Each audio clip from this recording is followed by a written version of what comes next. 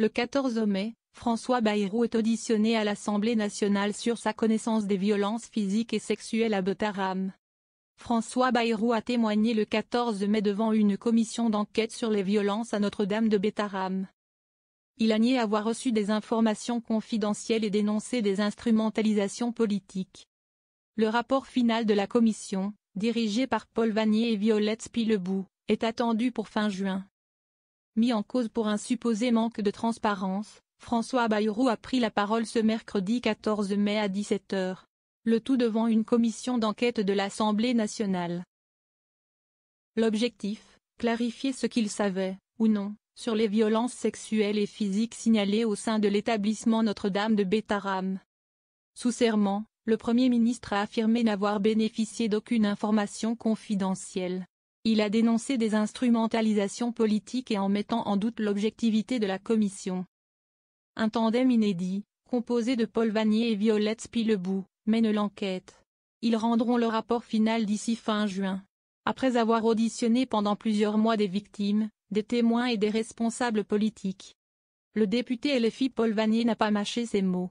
Il accuse François Bayrou d'avoir tenu des propos mensongers en février, à propos de l'affaire des violences sexuelles et physiques survenues dans un établissement catholique privé du Béarn, visé par quelques 200 plaintes. Paul Vannier, député LFI, est co-rapporteur de la commission aux côtés de Violette Spilebout, Renaissance.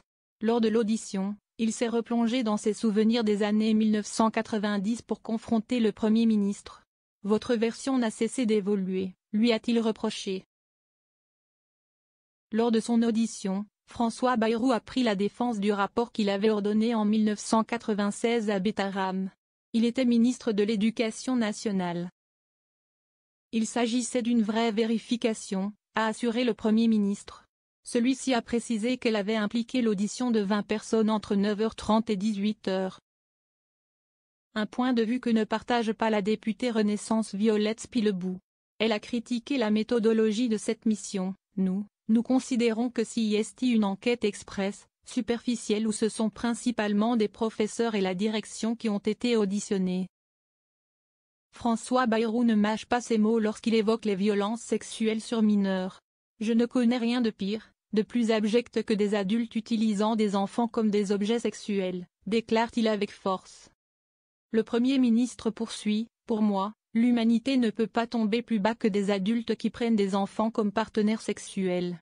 Si est une immonde abomination, confiance exprimée ici comme homme.